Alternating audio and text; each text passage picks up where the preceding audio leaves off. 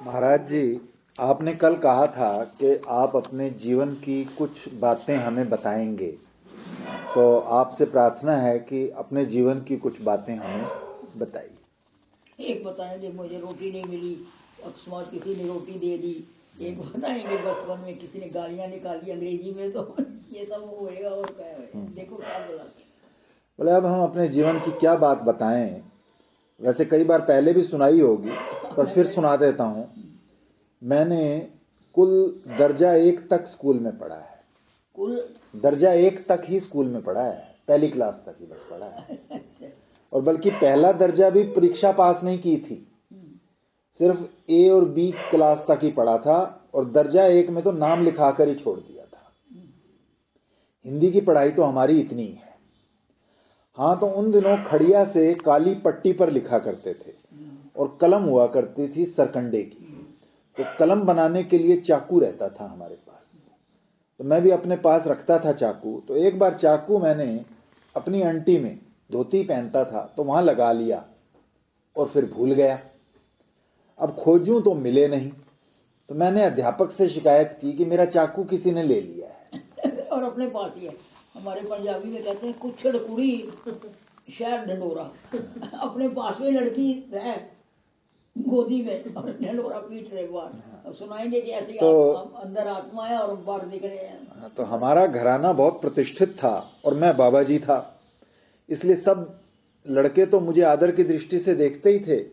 Master साहब भी मेरा बहुत आदर करते थे। मास्टर साहब ने पहले सब लड़कों से पूछा, फिर उनको खड़ा किया और कहा कि इनको चाकू दे दो, नहीं तो हम दंड देंगे। इतने में एक लड़के ने बताया कि मैंने इन्हें अपनी अंटी में चाकू रखते देखा है, चाकू इनके पास ही है। तो मैंने अपनी अंटी देखी और चाकू उसमें से निकल आया। तो देखो, ये बचपन की बात है। उस समय मेरी उम्र 7-8 वर्ष की रही होगी, बहुत करके 7 ही वर्ष का था मैं। तो चाकू अंटी में था, रखा भी मैंने और भूल भी मैं ही गया, और दूसरों को दोष भी मैंने ही लगाया कि मेरा चाकू चुरा लिया। तो मेरी इस भूल की वजह से उन सबको बहुत परेशानी हुई। इस घटना से मेरे दिमाग पर यह असर पड़ा कि दूसरों को दोष लगाने से पहले हमें अपनी जांच पूरी तरह से कर लेनी चाहिए। मेरे जीवन की ये घटना लाभ उठाने योग्य तो है। हम जो धड़ाधड़ दूसरों पर दोषारोपण करते हैं और अपनी भूल की ओर हमारी नजर ही नहीं जाती, ये भले मानुष का काम नहीं। भले मानुष का पहला काम यह है कि वो अपनी भूल की ओर देखे, दूसरे में भूल ना बताए। दूसरे में भूल देखना भी एक भूल है, इस बात को भूलना नहीं चाहिए। चलो, एक दूसरी घटना भी सुना देता हूं।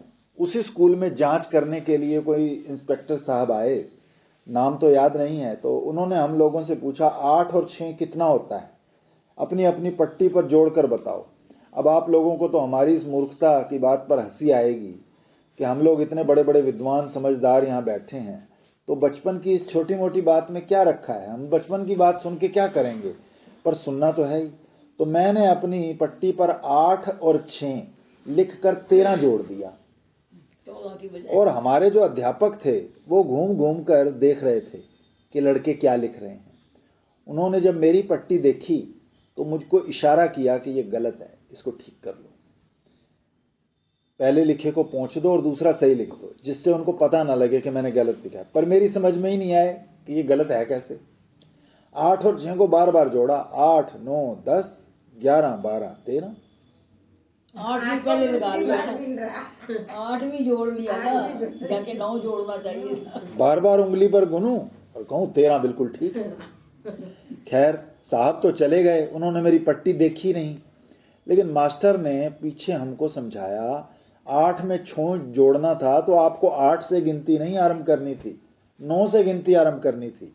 फिर हमसे पूछा, हमको 8 और 6 13 किसने सिखाया, बताओ। भूल कौन सिखाता है?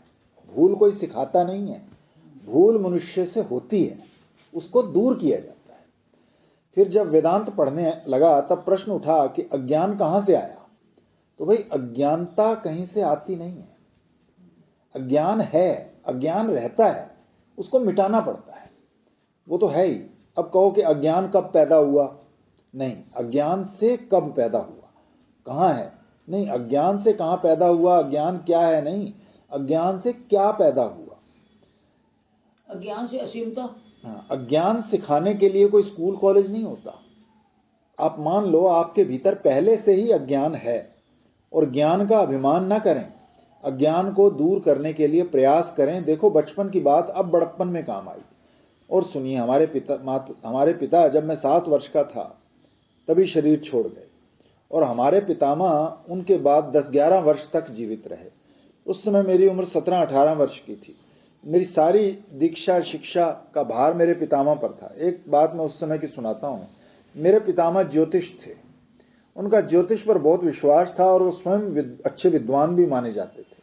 मेरी कुंडली बहुत देखी जाती थी। कुंडली में जो मार्केश ग्रह थे वो 19 वर्ष की उम्र में आने वाले थे। हमको अभी भी याद है, हम बता भी सकते हैं कि शनिश्चर की महादशा में मेरा जन्म हुआ था, वही मार्केश था।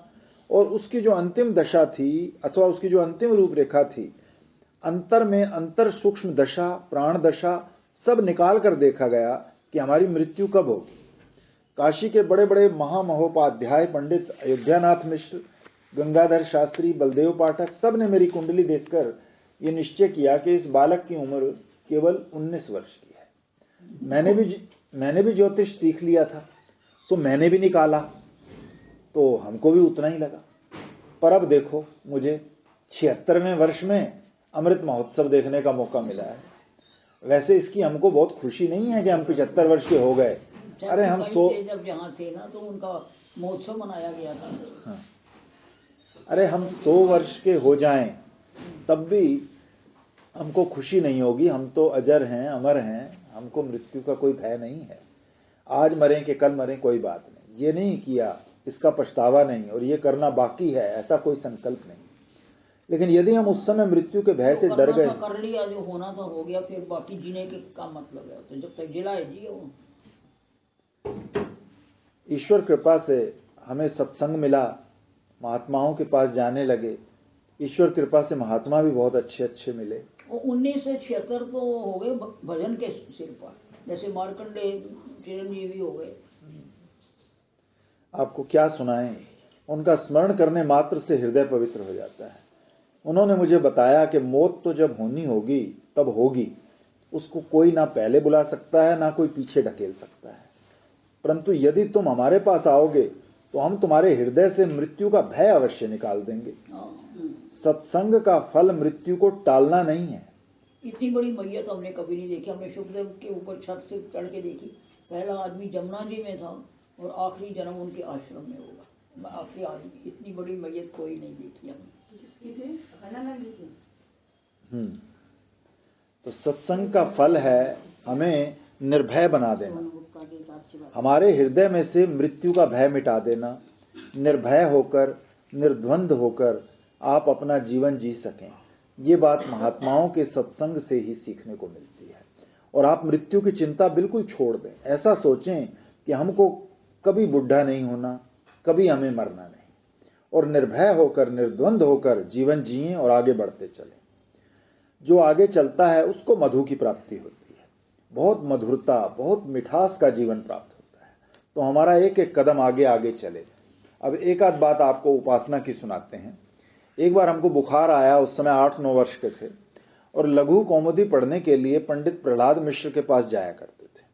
जब ज्वर आ गया तो पढ़ने नहीं गया। जब पढ़ने नहीं गया तो पंडित प्रहलाद मिश्र के पिताजी, जो हमारे पितामह के बराबर थे, आए हमारे घर पूछने कि बालक आज पढ़ने क्यों नहीं आया। बचवा बोलते थे, बचवा, तो बोलो बचवा पढ़ने क्यों नहीं आया? तो हमारे पितामह ने कहा ज्वर है। बोले कल जब ज्वर ना हो तो हमारे पास भेज देना। दूसरे दिन सुबह 8 बजे मैं उनके यहाँ गया। उन्होंने अपना घर गाय के गोबर से लीप पोत कर तैयार कर रखा था। मैं गया तब बीच में कंबल बिछाकर मुझको उस पर सुला दिया और चारों ओर गाय के गोबर की भस्म बनाकर उससे एक मंत्र लिख दिया और मुझसे कह दिया कि तुम इसके बाहर मत निकलना और ज्वर इसके भीतर घुस नहीं सकेगा। मैं 3-4-5 घंटे उसके भीतर लेटा रहा और जब ज्वर का समय टल गया तब निकल आया। वो मंत्र हनुमान जी का था और उस समय उसको मैंने वहीं भीतर ही भीतर से पढ़कर याद भी कर लिया था, पर अब मैं भूल गया हूँ। आप लोग पूछना मत मुझसे। तो उसके बाद हमको एक बार फिर बुखार आया था बड़े जोर का। मेरे एक मित्र थे, जब उन्होंने देखा कि मुझे तेज बुखार है तो उन्होंने मुझे पानी के टब में बिठा दिया। तो उस समय हमको ऐसा दिखा कि सामने से मृत्यु आ रही है, हाथ में भुजाली, वो टेढ़ा टेढ़ा जो होता है आदमी को काटने के लिए, यहाँ उसको शायद दाव बोलते हैं, हाथ में दाव लिए हमको मारने के लिए प्रचंड रूप से चिल्लाती हुई आ रही है। और उसी समय वही हनुमान जी गदा लेकर प्रकट हुए और उन्होंने उसको बहुत दूर तक खदेड़ दिया। बात कहने की तो नहीं, लेकिन उसके बाद हमको फिर कभी तेज ज्वर नहीं आया। अच्छा, बीमारियां तो उनको कोई अंग नहीं उनका साबर। कह रहे 100-101 से अधिक फिर नहीं आया। तो एक दिन 2 दिन में आकर चला गया, अधिक समय तक कोई बुखार नहीं रहा। अब जब आ जाए तो आकर ले जाए तो हम नहीं जानते, लेकिन इतने वर्ष तक ज्वर नहीं आया। ये एक चमत्कार आपको सुना रहा हूँ, देवता की कृपा का, देवता की आराधना का। हमने तो वैसे देवता की आराधना नहीं की, पर देवता ने हमारे ऊपर कृपा की, ये बिल्कुल सच्ची बात है। अब तीसरे ढंग का अनुभव सुनिए। साधुओं का संग होने पर मैं आवारों की तरह घूमने लगा और घर वालों की दृष्टि से तो बिल्कुल ही निकम्मा हो गया। घर की हालत यह थी कि घराना तो बहुत प्रतिष्ठित था, इज्जत भी बहुत थी, परंतु संपत्ति घर में कुछ अधिक नहीं थी। एक बार मैं सिर्फ 5 आना पैसा लेकर घर से निकल पड़ा। उतने पैसों से ही लंबी यात्रा कर आया। रास्ते में मुझे भोजन भी मिलता गया और किराया भी। फिर एक बार सन 1938 में गीता प्रेस की यात्रा में आया।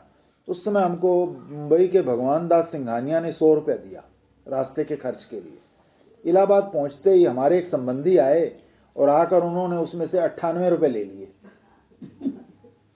ये कहकर के मुझे रुपए की बहुत जरूरत है, और केवल 2 रुपये मेरे पास छोड़े। उन 2 रुपयों से ही मैंने आगे की पूरी यात्रा की। ऐसा कोई स्थान नहीं था जहां मुझे रोटी ना मिली हो, मोटर ना मिली हो या किराया ना मिला हो। इष्ट पर विश्वास। एक और बात सुनो। एक बार बिना पैसे के, 1 पैसा हमारे पास नहीं, मद्रास के बीच स्टेशन के लंबे प्लेटफॉर्म पर, जहां बड़ी और छोटी दोनों लाइनों की गाड़ी मिल जाती हैं, घूम रहा था। सामने से दौड़ता हुआ एक आदमी आया। मैं उसे पहचानता नहीं था। उसने मेरे दोनों हाथ पकड़कर उसके ऊपर नोटों का एक बंडल रख दिया और चला गया। अब ना मैं उसे पहचानता, ना ही वहां मेरा कोई परिचित, ना मैं वहां की भाषा जानता था। अब आप ही बताइए कौन दे गया। सो हम लोग जो निराश हो जाते हैं, उदास हो जाते हैं, वो ये भूल जाते हैं कि हमारे पीछे एक बहुत बड़ी शक्ति है, महती शक्ति, ईश्वर की बड़ी कृपा जो हर समय हमारी रक्षा करती है, हम पर बरसती रहती है। असल में ये तो ऐसे है जैसे कोई युद्ध हो रहा हो, उसमें सेना तो हार जाए और उसका कोई सैनिक जानबूझकर इस विश्वास के साथ लेटा रहे कि यदि हम खड़े होंगे तो या तो पकड़े जाएंगे या कोई हमें गोली मार देगा। और हमारा सेनापति जो है वो बहुत सावधान है, हमारा जो राजा है वो बहुत समृद्ध है, बहुत शक्तिशाली, पीछे से सहायता भेजता ही होगा। जब सहायता आएगी तब हम फिर लड़ेंगे और जीत जाएंगे। इस तरह हमें अपने जीवन के संग्राम में कभी निराश, उदास, निरुत्साह नहीं होना चाहिए। ये ईश्वर का विश्वास ही है जो हमें निराश से निराश अवस्था में भी आशावान बना देता है और उत्साहित करता है। एक बार की और बात आपको सुना रहा हूँ। इस बार मैं घर से 2 रुपए लेकर यात्रा के लिए निकला। हमारे गांव के पास ही, गांव से 2-3 मील दूर गांव, जहां हमारे शिष्य लोग रहते हैं, वहां ठहरा। ऐसे भी मैं वहां जाया करता और जब कभी जाता तो वो यहाँ, तब वो दक्षिणा में 2 रुपये मुझे जरूर देते।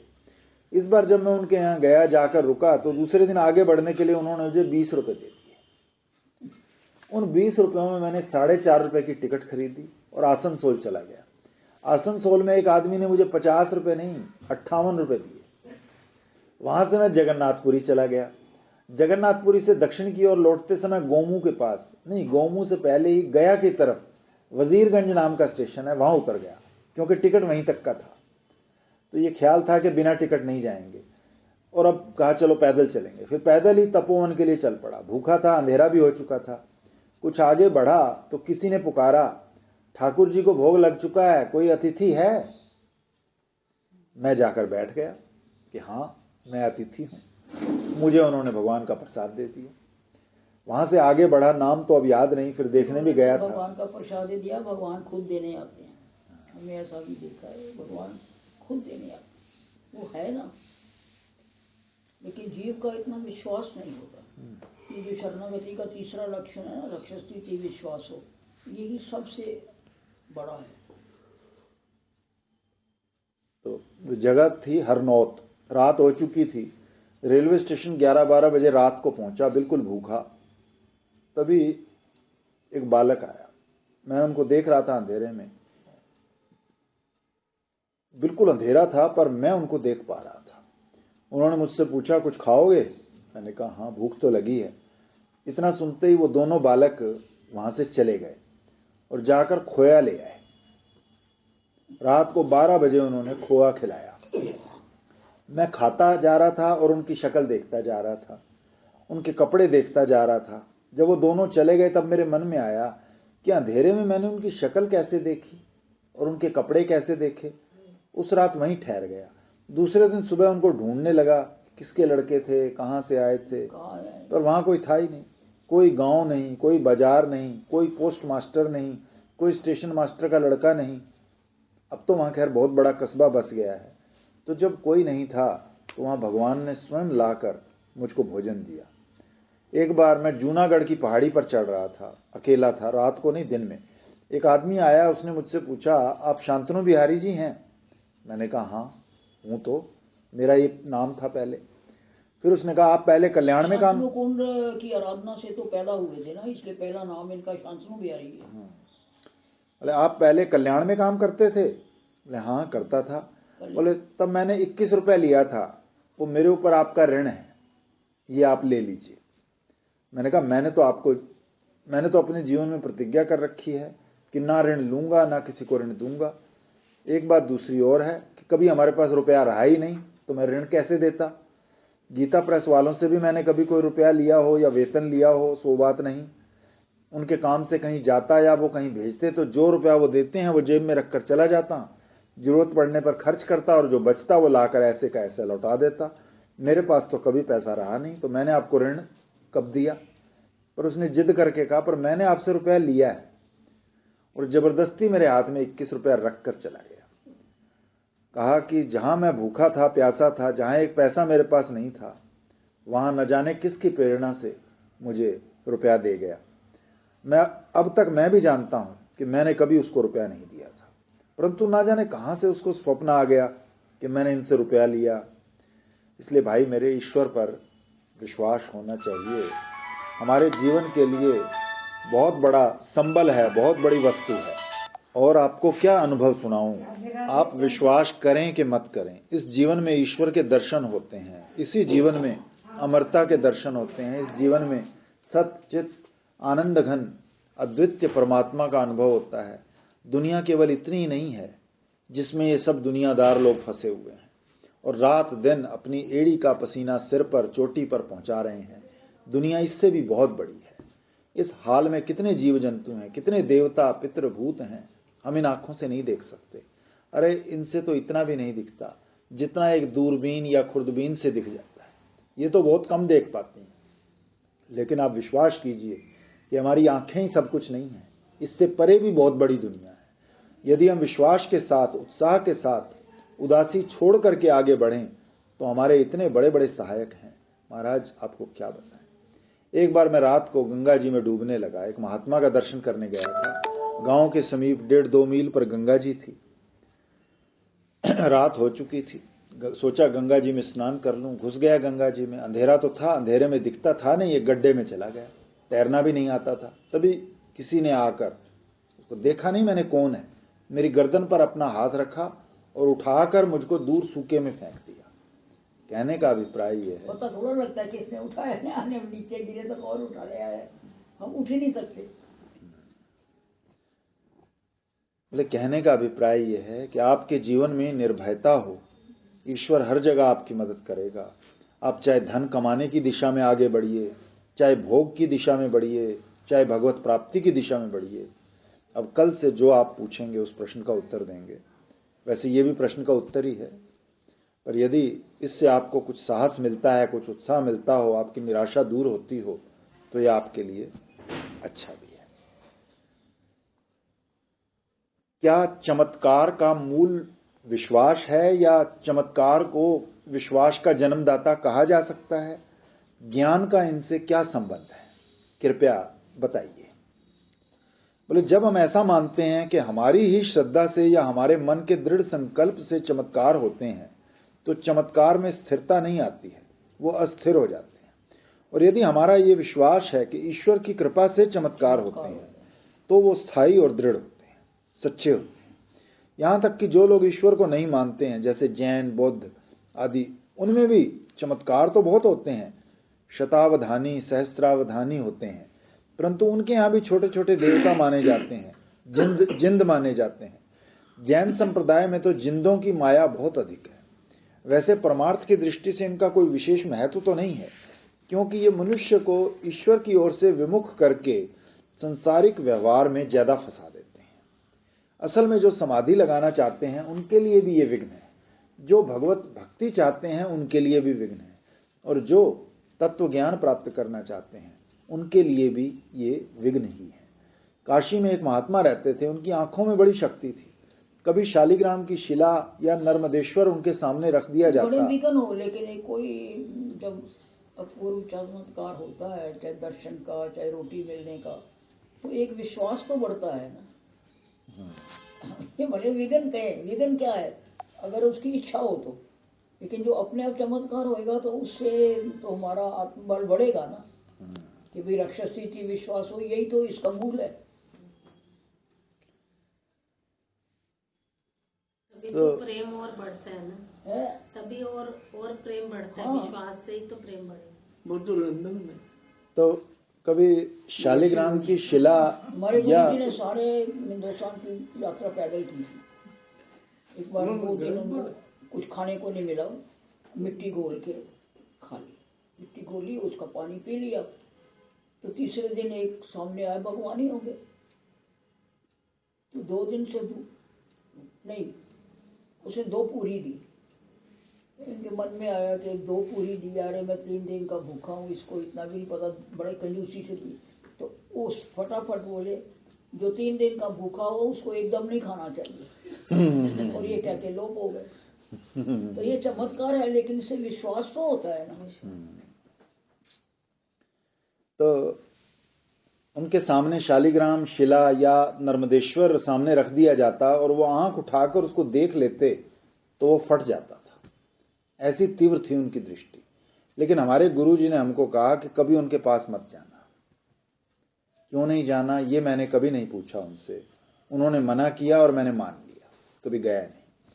पर स्वयं विचार करने पर ख्याल आया कि यदि चमत्कार पर हमारी श्रद्धा हो जाएगी तो हमारा पढ़ना लिखना छूट जाएगा, और फिर शायद हम कहीं जाकर किसी योगी राज के चेले हो जाएंगे और विद्या प्राप्ति में विघ्न हो जाएगा। योग दर्शन में ये बात कही गई है कि ते समाधा उपसर्गा व्यत्थाने सिद्धय। अच्छा, ये जो जेवर पटक देते हैं सामने, या नोट गिरा देते हैं, या भभूत गिरा देते हैं, या थोड़ा उड़ जाते हैं, ये सब जादूगरी के खेल हैं। क्योंकि जेवर भी किसी कारखाने में बने होते हैं और नोट भी सरकार के छापे खाने में छपे हुए ही होते हैं। आप सब बुद्धिमान लोग यहाँ बैठे हैं, मान लो कोई 1000 रुपयों के नोट यहाँ लाकर फेंक दे, यूं आसमान में हाथ मारे और 1000 साईं रुपये। बाबा यूं करके निकालते थे ना। तो एक बार एक आदमी एक घड़ी लाया बाबा के पास, कहते बाबा ये मेरे साईं बाबा ने दी है। कहते जहाँ घड़ियाँ बनती हैं वहाँ एक घड़ी कम हो गई और तेरे को आ गई। वो सिर्फ उड़ाने का ही काम करते हैं, घड़ी बनाई तो जिसने है उसकी एक काम हो गई और तेरे पास आ गई, बस इतना ही है। ये चोरी की घड़ी है। तो जरा विचार कीजिए कि वो जो नोट जो हैं वो भारत सरकार के खजाने में बने हैं कि नहीं बने। यदि बने हैं तो उन पर नंबर है, किसी ना किसी गलत तरीके से उनके पास पहुंचे हैं, और यदि उनके नंबर गलत हैं तो नोट जाली हैं। तो दोनों अवस्थाओं में वो व्यक्ति अपराधी है जो इस प्रकार नोटों की वर्षा करता है। इस प्रकार और भी जो अप्राकृत वस्तु है वो कहीं ना कहीं से चोरी के रूप में होती है। कौन पता नहीं। हाँ, वो क्या करते, मिश्री वाला बाबा था, याद है ना तेरे को? वो कहते जो मिश्री एक जगह इकट्ठी कर लेता तो वो सब जी मिश्री निकालता है, ऐसे करके ऐसे करके। किसी को पता लग गया कि ये कोठे में मिश्री रख के आता है, वहाँ से खाली उड़ाने का काम करता है। वो जब गया, जब वो कोठा खत्म हो गया तो मिश्री निकली नहीं। तो ये लोग एक जगह से दूसरी जगह लाने का काम करते हैं खाली। हाँ, वो हाँ, सिद्धि। जो साक्षात जैसे कोई 2 रोटी दे जाए तो वो तो बात अलग है। देखो हमारा धर्म कितना उदार है, इसमें ईश्वर की प्रार्थना है 7 दिन में 1 दिन नहीं, प्रतिदिन, और प्रतिदिन में भी समय समय पर कई बार। इसमें लोगों की सेवा है। ईसाई धर्म में भी यही 2 चीज़ हैं, प्रार्थना और सेवा, और ये दोनों हमारे धर्म को स्वीकार हैं। मुसलमानों में 5 बार नमाज है, अपने नियम में निष्ठा है, कट्टरता है, हम उसकी भी प्रशंसा करते हैं। पारसी लोग समुद्र, अग्नि आदि की उपासना करते हैं, जनेऊ पहनते हैं, उसकी भी हम प्रशंसा करते हैं। इसलिए हमें अपने हृदय की जो पवित्रता है, हृदय में जो सद्भाव है, उदारता है, उसका आदर करना चाहिए, उस पर दृष्टि रखनी चाहिए। हाँ, यदि कभी कोई चमत्कार अपने जीवन में आ जाए तो ईश्वर के सामने सर झुका लेना चाहिए, और यदि चमत्कार दूसरों के जीवन में हो तो उससे जरा सावधान रहना चाहिए कि कहीं अपनी पराधीनता ना आ जाए। ये जो दूसरे लोग चमत्कार दिखाते हैं, इनमें अधिकांश धोखा होता है, जादूगरी। कहीं मानसिक शक्ति काम करती है, कहीं भूत प्रेत पिशाच जिंद काम करते हैं। एक महात्मा थे, उनके बारे में प्रसिद्ध था कि वो हर समय भोजन दे सकते हैं, माने जब भी कोई खाने के लिए मांगे तब दे सकते हैं। एक दिन रात को 10-11 बजे 8-10 आदमी उनके पास गए, बोले महाराज हम लोग भूखे हैं। वो उठे, भीतर कुटिया में गए और एक छबड़ी में ऐसी तरह तरह पकौड़ी, जैसे बिल्कुल कढ़ाई में से गरम गरम निकल रही हो, लेकर आए और लाकर उनके सामने रख दी। सबने पकौड़ी खा ली और वहीं सो गए। सुबह सुबह उठकर जाने के लिए निकले तो देखा गांव के 2 चमारों में झगड़ा हो रहा था। एक चमारन दूसरी से कह रही थी कि उसने रात में पकोड़े बनाए थे, जिसे चुरा कर ले गई, कहीं एक जगह से उठा के दूसरी जगह लाते हैं। और दूसरी कह रही थी बड़ी पकोड़े वाली बनी हो तुम, मैं तुम्हारे घर के पकोड़े चुराने जाऊंगी। असल बात तो ये थी कि वो पकोड़ी उस चमार के घर से किसी तरह महात्मा जी के पास आ गई, और जिसे बाबा जी ने लोगों को खिला दिया। बाबा ने बोला ना कि घड़ी तो लिखी हुई है मेड इन लंदन, हाँ। तो ये कहीं गोलोक से तो आई नहीं। घड़ी तो यही की बनी हुई है, उधर एक कम हो गई होगी, तेरे को दे दी। साईं बाबा तो यूं करके बहुत कुछ निकालते थे ना। एक बार मैं और चक्र जी एक महात्मा के पास गए। उन दिनों मैं दूसरों के हाथ की बनाई कच्ची रसोई नहीं खाता था, पक्की रसोई बनाकर खिलाने वाला कोई वहां था नहीं। भूख लगी, जब भूख लगी तो मन में आया कि आम मिल जाता कहीं से, तो हम लोग आम खा लेते। माघ का महीना था, गंगा जी का किनारा, बनारस के आसपास, बल्कि बनारस से भी 7-8 कोस दूर ही होगा। वहां भला आम कौन खिलाता, कहाँ से खिलाता, पर इच्छा हुई आम होता तो खाते। इतने में कोई आदमी एक टोकरी हापुस आम बिल्कुल पके हुए लेकर आया और लाकर बाबा के सामने रख दिया। बाबा उठे, तुरंत भीतर गए, चाकू लेकर आए, आम को धोकर अपने हाथ से तराश तराश कर उन्होंने हमें खिलाया। फिर हंसते हुए बोले, गुरु तुम सत्संग करने के लिए आते हो कि आम खाने के लिए आते हो? अब तो 100 घड़ा पानी अपने ऊपर पड़ गया। बहुत शराब आ गई। हाँ।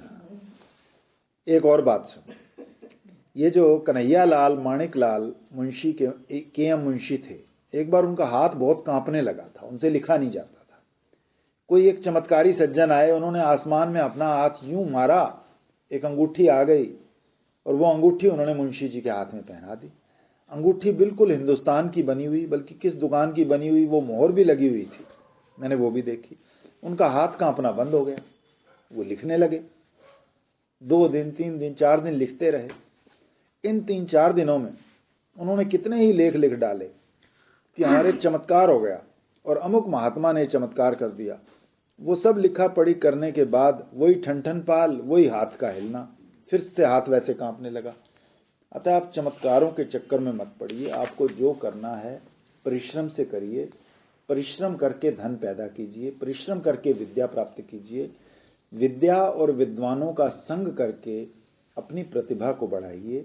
चमत्कार के चक्कर में यदि आप पड़ गए तो आपके जीवन की उन्नति है, जो आपकी जीवन यात्रा है, वो अधूरी रह जाएगी और आप जहां के तहां ठप पड़े रह जाएंगे। ईश्वर पर विश्वास करके अपनी शक्ति का ठीक ठीक उपयोग कीजिए, चाह कम से कम रखिए, अभिमान बिल्कुल मत कीजिए। आपका कल्याण होगा, आपका मंगल होगा। महाराज जी कृपया मौन और ध्यान के संबंध में कुछ बताइए।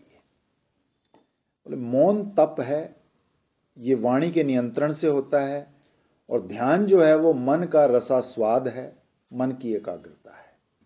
मौन में नियंत्रण की प्रधानता है और ध्यान में अपने मन को एक विषय में स्थिर करने की प्रधानता है।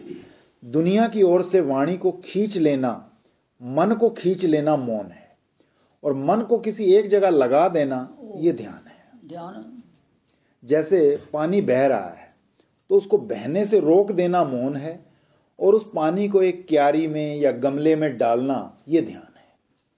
अब मौन वैसे होता तो वाणी से है, परंतु ये तपस्या वास्तव में मन की है। इसमें मौन का अर्थ है कि हमारे हाथ शांत हों, पाँव शांत हों, जीभ शांत बैठे, आंखें शांत बैठे। मौन का अर्थ ये नहीं होता कि हम अपना सारा शरीर तो हिलाएं और वाणी से ना बोलें।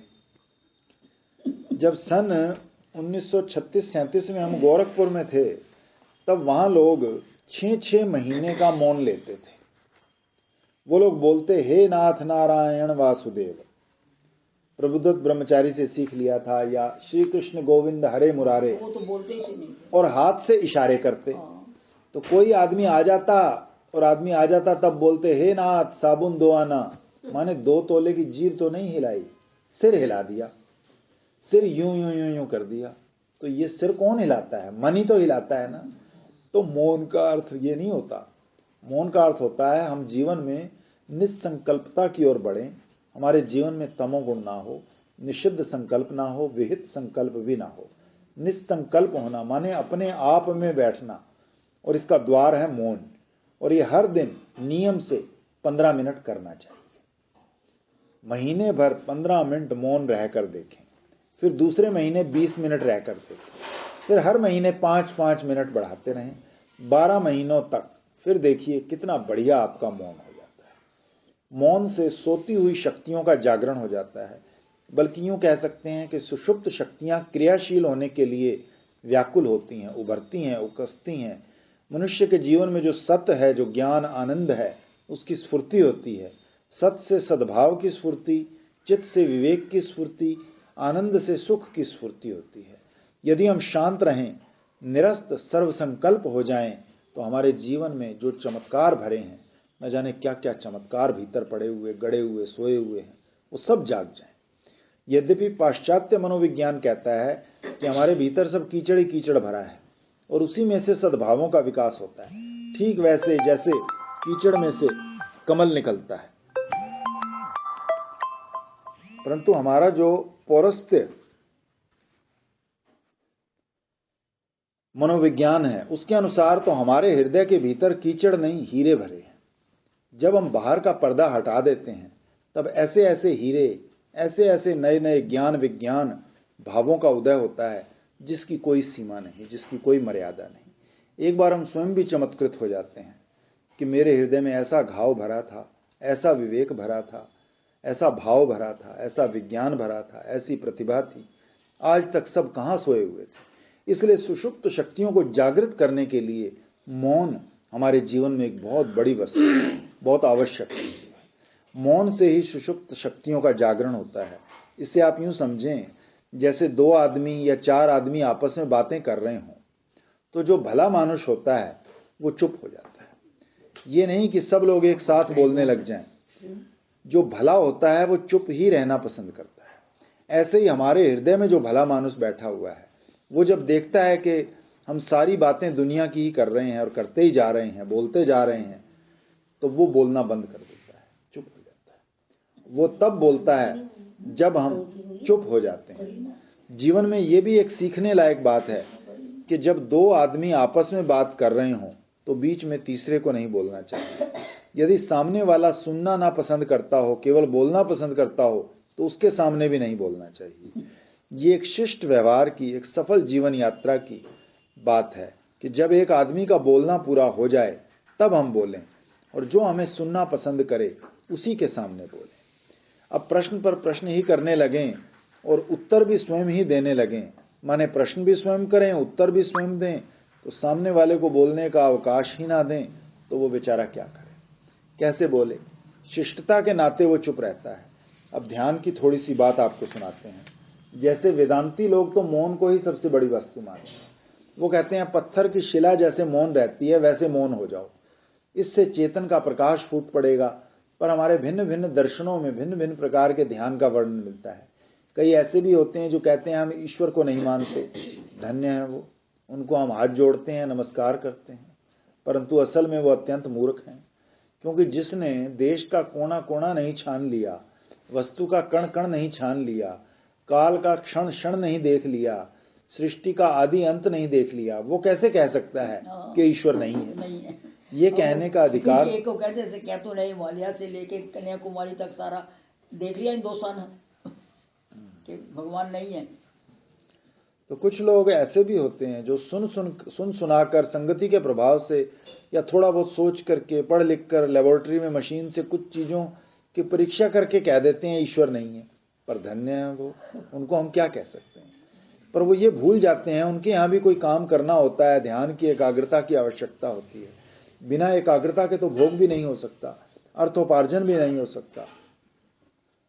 नास्तिकों का भी व्यवहार में बहुत उत्थान होता है, परंतु उनको भी ध्यान अवधान से सावधान रहकर अपना काम करना पड़ता है। यही बात व्यापार में भी चाहिए, संग्रह में भी चाहिए, समाज से मिलने जुलने में भी चाहिए, अपनी जीवन रक्षा के लिए भी चाहिए। जैन और बौद्धों में तो संयम की बड़ी भारी प्रक्रिया है। वो तो सम्यक चारित्र्य, सम्यक ज्ञान और सम्यक समाधि, चित्त की एकाग्रता को सबसे बड़ी वस्तु मानते हैं और वही उनके यहाँ सर्वस्व है। वो जब किसी वस्तु में ध्येय वस्तु का ध्यान करके समाधिस्थ हो जाते हैं तो उनको अज्ञात का भी ज्ञान होने लगता है। बौद्धों में भी संयम सबसे बड़ी वस्तु है। जैन और बौद्ध दोनों ध्यान करते हैं, परंतु उनका ध्यान आत्मा की प्रधानता से होता है। वैदिक संस्कृति में जो ध्यान की पद्धति है वो बड़ी विलक्षण है और सबके लिए है। उसके अनुसार सबके जीवन में ध्यान की आवश्यकता है। जैसे जब व्यवहार में कोई बात चले तो बात को जहां तक चले वहां तक चलने देना चाहिए। माने समझो किसी ने अपने पुत्र का वर्णन आरंभ किया है कि ऐसा है, तो सामने वाले को ध्यान से सुनना चाहिए कि उसका पुत्र कैसा है। फिर उसमें से जो प्रशंसा करने वाली बात हो उसकी प्रशंसा करनी चाहिए। ऐसा नहीं कि उसने अपने पुत्र का वर्णन जब शुरू किया तब तुमने अपने पुत्र का वर्णन शुरू कर दिया और उसकी बात कट गई। होता ही यही है। बोले मेरे पुत्र का, ये बोला हाँ मेरा भी। अक्सर लोग ऐसा करते हैं।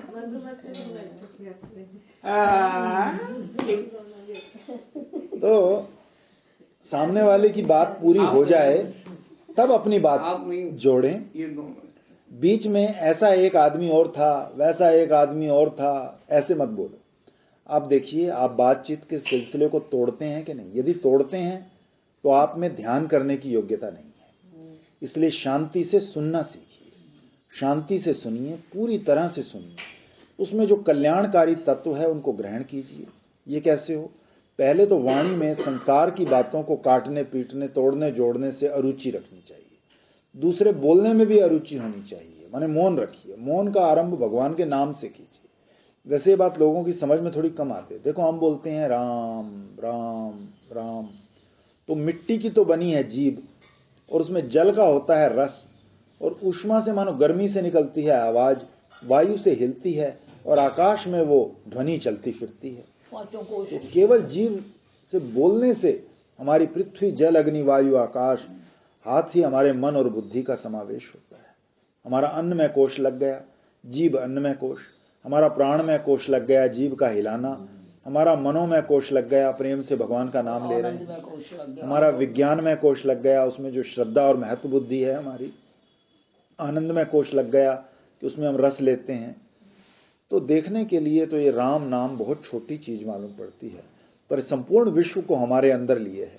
यदि हम इस राम नाम को जरा लंबा करके बोलें, प्रेम में बोलें, तो इसका दूसरा ही मजा आएगा। अब आप देखो, भगवान का एक नाम लेने से यदि आपके पांचों कोश और उसमें जो हम रस लेते हैं, रसगुल्ला, राम मिश्री, राम चमचम, राम संदेश, आनंद में जागृत हो जाते हैं। आपका सोता हुआ जो शरीर होगा वो भी जागृत हो जाएगा। तो इन सब को घोल घोल कर खूब पीजिए, खूब पीजिए। अब यदि आपको ध्यान करना है तो आप शब्द का आश्रय लीजिए। जो भगवान का नाम अपनी जीभ से नहीं लेता वो अपने जीवन को व्यर्थ गवा रहा है। अब दूसरी बात देखें कि जैसे जिससे प्रेम होता है उसकी याद बारंबार आती है, उसके लिए कोई कथा सुनने की जरूरत नहीं पड़ती। जैसे आपको अपने भाई को स्मरण में प्रयत्न नहीं करना पड़ता, पुत्र के स्मरण में प्रयत्न नहीं करना पड़ता, पिता के स्मरण में प्रयत्न नहीं करना पड़ता, पति पत्नी के स्मरण में प्रयत्न नहीं करना पड़ता, ये तो स्मरण होता रहता है। वैसे ही यदि भगवान से आपका प्रेम हो जाए, आपको निरंतर भगवान का ध्यान आता रहेगा। लेकिन हमारे भक्त लोग कहते हैं ध्यान के लिए एक बहुत प्यारा प्यारा आलम्बन सहारा चाहिए। इसके लिए कई लोग मूर्ति सामने रखकर ध्यान करते हैं, कई मन में मूर्ति का ध्यान करते हैं। दोनों में कुछ अंतर नहीं है। जो हम शरीर के भीतर देखते हैं वो भी मन से ही देखते हैं, और जो हम शरीर के बाहर देखते हैं वो भी मन से ही देखते हैं। वैसे कई भक्त रूप ध्यान के अलावा नाम का ध्यान, धाम का ध्यान, लीला का ध्यान, चेष्टा का ध्यान भी करते हैं। अब चलो एक बार आप अपने मन को ध्यान की ओर ले चलो। आपका शरीर यहाँ बैठा है, आपका मन आपके कलेजे के साथ बंधा है। वो यहाँ से मुंबई कभी नहीं जाता, और ना मुंबई अपनी जगह से उठकर कलेजे में आती है। मन कलेजे में बंधा हुआ है और अपनी जगह पर ही है, तो भी हमारा मन मुंबई चला गया अथवा मुंबई हमारे मन में आ गई। इसका क्या अर्थ हुआ? एक कल्पना हुई, एक स्वप्न सरीखा हुआ। असल में ना आपका मन मुंबई गया, ना मुंबई यहाँ आई। मन कहीं आता जाता नहीं। ये वैसे है जैसे बोलते हैं ना, ये सड़क कहाँ जाती है? बोले अरे बाबा, सड़क कहीं नहीं जाती, ये तो वहीं की वहीं पड़ी रहती है, उस पर आदमी आते जाते हैं। इसी प्रकार ये मन भी कहीं आता जाता नहीं है। अपने मन में एक बढ़िया सा स्वप्न, एक आनंद का स्वप्न बनाइए कि कहाँ हैं आप।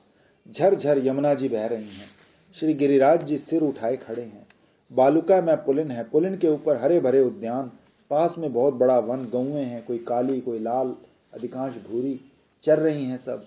ज्यों ही गौओं ने देखा कि श्री कृष्ण यमुना जी की ओर जा रहे हैं, क्यों ही सब गौएं उनके पीछे पीछे दौड़ पड़ी। आगे आगे बांसुरी बजाते श्री कृष्ण चले जा रहे हैं, पीछे पीछे गौएं। श्री कृष्ण के सर पर मोर मुकुट, कानों में कुंडल, ललाट पर केसर का तिलक, आंखों में प्यार, बाहों में अनुग्रह, कपोल सुचिक्कन, नाक ऊंची, मंद मंद मुस्कान, ठुड्डी टेढ़ी, पीताम्बर फहराते, बांसुरी बजाते, लटक लटक कर, मटक मटक कर, झूम घूम कर, नाच नाच कर यमुना जी की ओर जा रहे हैं। पीछे ग्वाल बाल उन्हीं के स्वर में गाते हुए आ रहे हैं। गौओं को हाँक कर नहीं लाना पड़ता, वो स्वयं ही दौड़ दौड़ कर श्री कृष्ण के पीछे पीछे जा रहे। अब देखो, इसमें पहले धाम है वृंदावन धाम, फिर उसमें है भगवान का रूप, रूप में लीला है, लीला में वंशी वादन, वंशी वादन में उनके अंग की चेष्टाएं, कैसे होठ हिलते हैं, कैसे आंख चलती है, कैसे ठुड्डी हिलती है। अपने आप को भूल जाइए। सचमुच आप जहां बैठे हैं, जो आप हैं, सब आपको भूल गया। सुख दुख देने वाली जो मनोवृत्ति है, सारी की सारी आपसे दूर हो गई। आप एक बार भगवान के प्यार भरे स्वरूप में मग्न हो गए। फिर आप उसमें सेवा कीजिए।